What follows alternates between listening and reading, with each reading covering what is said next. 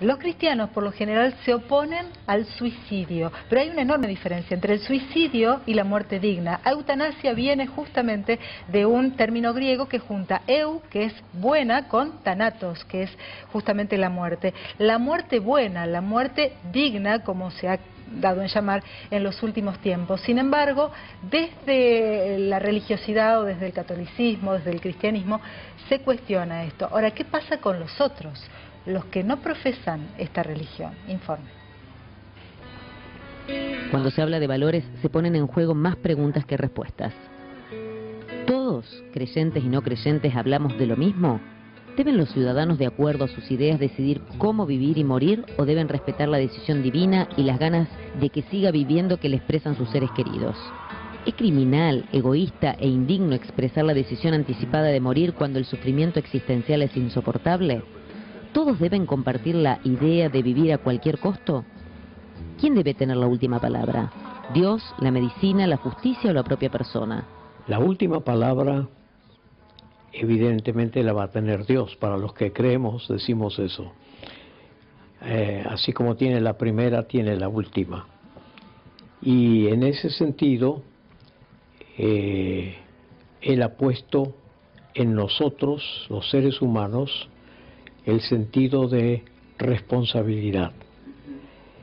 Y en cuanto a responsabilidad frente a la vida, la tiene la persona, en este caso la persona enferma o angustiada o atravesando un trance crítico difícil.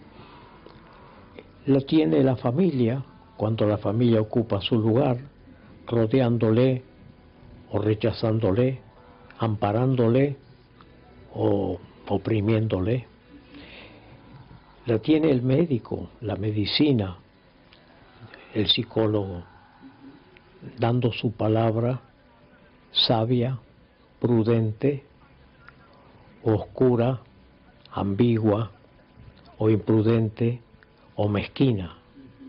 Cuando entra sobre todo la mezquindad en la medicina, es una realidad que no podemos ocultar en nuestro tiempo. ¿Debe aceptarse la eutanasia involuntaria sin conciencia o pedido anticipado del paciente? ¿Los médicos deben tener la posibilidad de expresarse como objetores de conciencia sobre el tema? Nosotros no preferimos no hablar de eutanasia acá, sino lo que preferimos de hablar de el respeto de la voluntad del paciente. O sea, por encima de toda acción está la voluntad del paciente.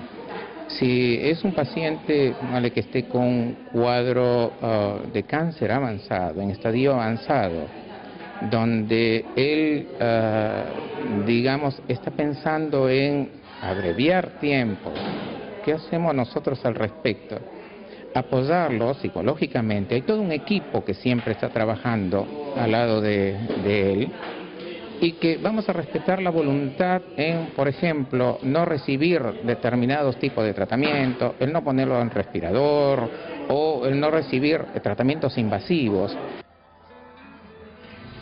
Sin duda uno de los temas centrales quizás, ¿no? Las creencias, el aspecto religioso frente a la muerte digna o a la buena muerte. Profesor Lupori, no es tan sencillo tampoco por el creyente, porque la madre de Camila, que ha pedido esta chiquita de 2 años, ella se manifiesta como creyente, como católica, y ella dice, yo creo que Dios quiere que le saquemos los aparatos para que Él decida cuándo debe morir Camila. O sea que tampoco es sencillo, ni tampoco resuelve todo, ¿no? El caso de Camila, para mi reflexión, es claro.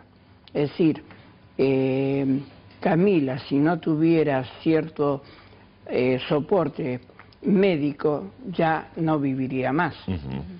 Y creo que lo que vale éticamente es el criterio que adujo el doctor un momento antes, es decir, el no persistir haciendo soportes que, en lugar de dar la visión de que se avanza en algo, con el tiempo se ve que la situación va empeorando. ¿Qué sentido tiene en persistir en una lucha en la cual se ve por los resultados que no se avanza sino que se retrocede? ¿Qué sentido tiene? Otra cosa es dejarla morir, pero una cosa diferente es no persistir en tratamientos que son soportes sin consistencia ya, que la experiencia, y no de un profesional, de varios, dice, no, acá no hay avance ninguno, hay retroceso. Eso es como un empecinamiento que es, ¿por qué? Porque se tienen estos soportes. 100 años atrás esa criatura hubiera muerto ya hace tiempo. ¿Tiene sentido persistir en esto? ¿O es una demostración de un poderío que no nos corresponde tampoco? Después vamos a escuchar también la opinión del doctor Pineda sobre el caso de Camila, pero volviendo a algo que recién se mencionaba en el informe, que era el tema de la voluntad del paciente, ¿no? Que lo decía el director del Hospital Provincial, la voluntad del paciente. Hay que, de alguna manera, respetar la voluntad del paciente. En oncología, en muchos casos, usted lo habrá visto, en los momentos terminales, usted decía recién, son muy pocos los pacientes, el porcentaje más bajo, los que me piden morir. Pero ¿qué pasa cuando el paciente ya no puede expresar su voluntad? Es decir, ¿qué pasa cuando el paciente entra, como en el caso de algunos tumores cerebrales, por ejemplo, que ya no pueden hablar, que no pueden expresar, que no pueden escribir, que a veces hasta pierden la conciencia y no sabemos hasta dónde están padeciendo dolor? ¿Qué pasa en esos casos, doctor? Sí, es muy interesante y nosotros tenemos, son experiencias casi cotidianas. Claro. Nosotros sabemos lo que el paciente habló previamente con nosotros porque tenemos un seguimiento previo del paciente. Sabemos lo que opina la familia, lo que el paciente le transmitió a la familia y en esos casos, tumores cerebrales, por ejemplo, metástasis cerebrales, el paciente tiene alteraciones cognitivas muy importantes y que eso distresa mucho a la familia cuando ve que el paciente está agresivo.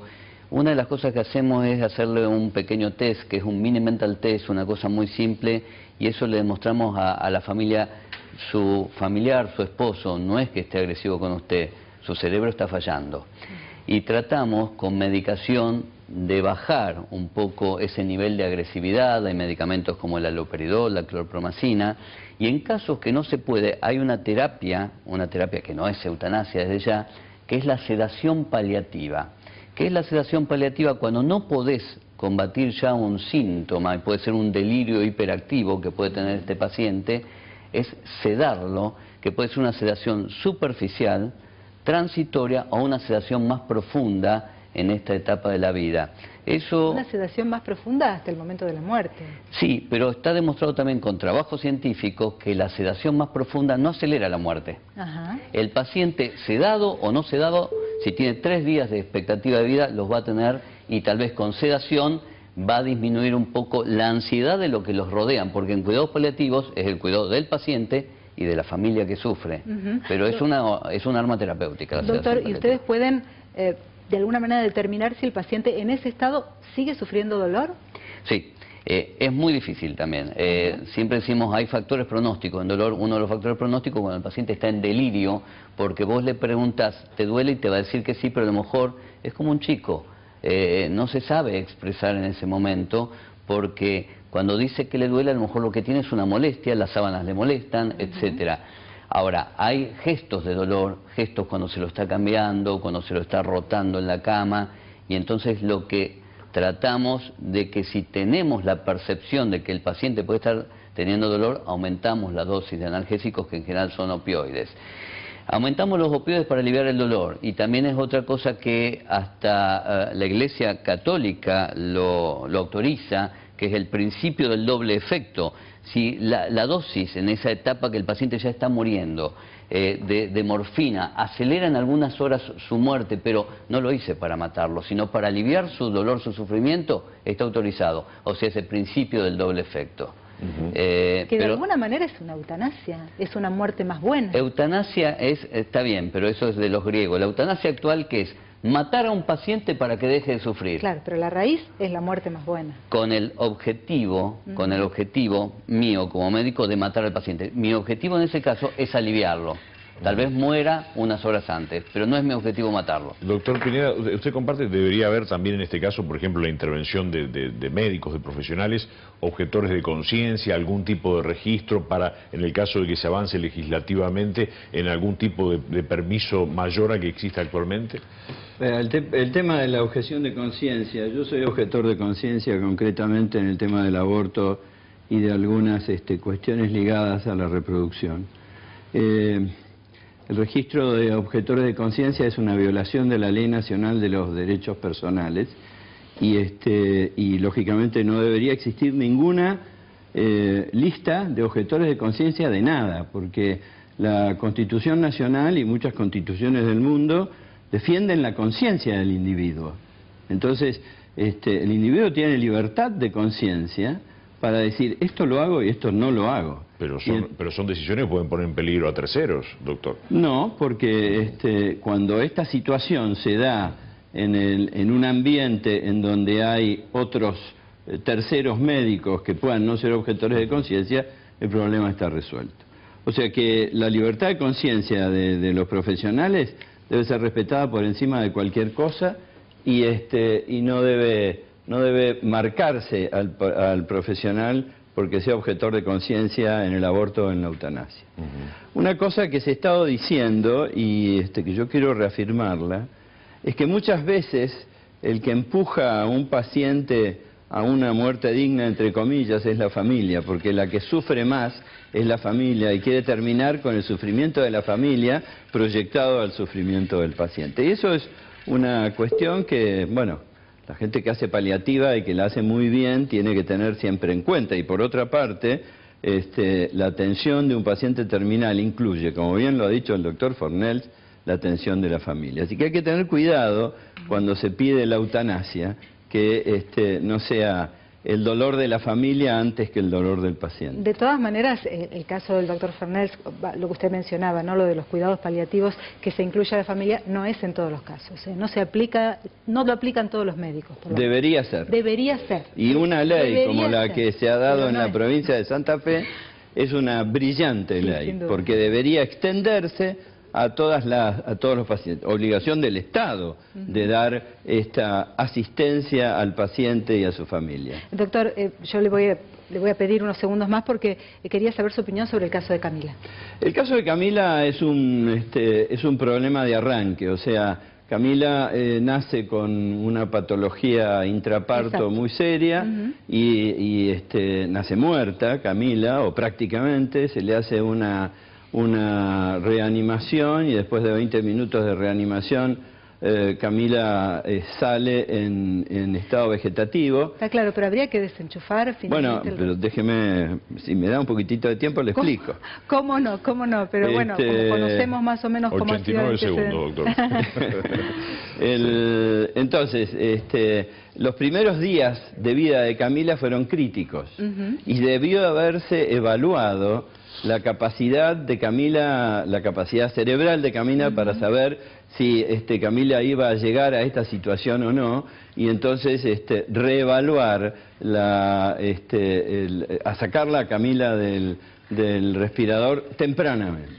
El gran problema que tienen los médicos y la bioética es cuando un paciente lleva 2, 3 años de respirador y entonces se plantean estas cuestiones, que son cuestiones eminentemente médicas y que no deberían llegar a la mediatización. Claro, esa es la cuestión, ¿no? Bueno, pero el problema de Camila es que, y esto lo tengo de buena fuente porque tuve la oportunidad ayer de hablar con el director de la clínica y él me autorizó a que esto lo dijera públicamente porque por otra parte la cuestión médica de Camila es pública, es que a Camila nunca intentaron sacarla del respirador.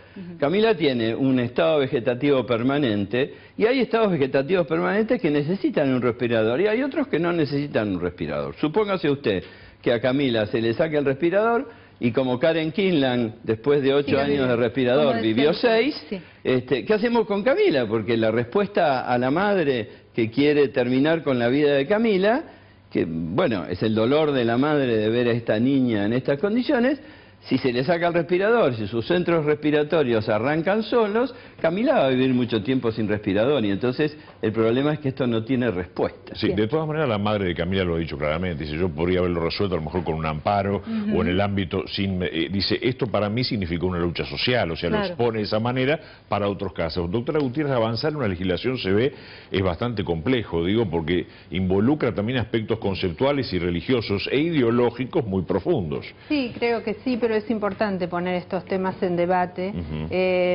ponerlos en debate, y en este último tiempo se dan dos situaciones muy diferentes. Por ejemplo, la mamá de Gustavo Cerati, ella dice que es profundamente cristiana y no va a desconectar a su hijo, y me parece absolutamente respetable la de la una como la de la otra.